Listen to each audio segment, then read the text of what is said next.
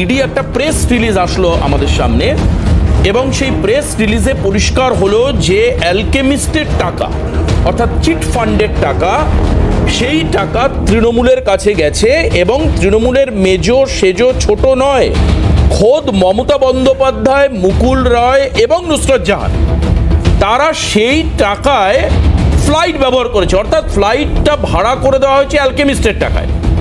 এর মধ্যে আপনারা জানেন 10 কোটি কিছু লক্ষ টাকা যেটা তার ডিমান্ড ড্রাফট বাজেয়াপ্ত করা হয়েছে তৃণমূলের অ্যাকাউন্টে। ওই টাকা ইডি দাবি করছে যে ওই টাকা অ্যালকেমিস্টের থেকে তৃণমূলের অ্যাকাউন্টে এসছে, অর্থাৎ ভোটের কাজে চিট ফান্ডের টাকা কাজে লাগানো হয়েছে। এই যে দেখছেন হেলিকপ্টার করে যাচ্ছে নেতারা, এই দেখছেন বিমান করে যাচ্ছেন নেতারা, এই যে ভোটের সময় এত টাকা খরচা হয়, এই টাকার উৎসটা কি, এই টাকার উৎসের অনুসন্ধান এবং নারদাতে যে টাকা, সেই টাকা কোথা থেকে এসেছিল, সবাইকে 5 লাখ টাকা করে গাট্টি দেওয়া হয়েছিল, সেই টাকা কোথা থেকে এসেছিল সেই তদন্ত করতে গিয়ে অ্যালকেমিস্টের নাম এসছে।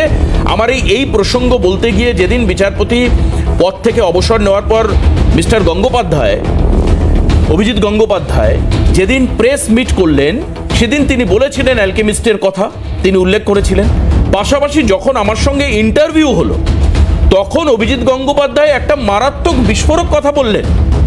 তিনি বললেন যে গোপনে গোপনে ইডি সিবিআই অনেক দূর এগিয়ে গেছে এবং যে কোনো মুহূর্তে যে কেউ গ্রেপ্তার হতে পারে। আপনিও জানেন না, আমিও জানি না যে কি হতে পারে। এবার আপনি আমাকে বলতে পারেন, সবাই বলতে পারে আজকের গেস্টরা বিজেপি ছাড়া বাদ দিয়ে সবাই, যে উনি তো এখন বিজেপির একজন কর্মী।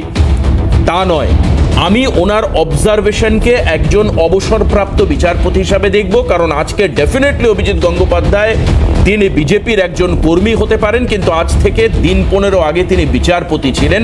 অর্থাৎ বিচার ব্যবস্থার কাছে যা যা সাবমিশন হয়েছে একজন সাধারণ লেম্যানের থেকে কোনো পলিটিক্যাল লিডারের চাইতে অভিজিৎবাবু বেশি জানেন।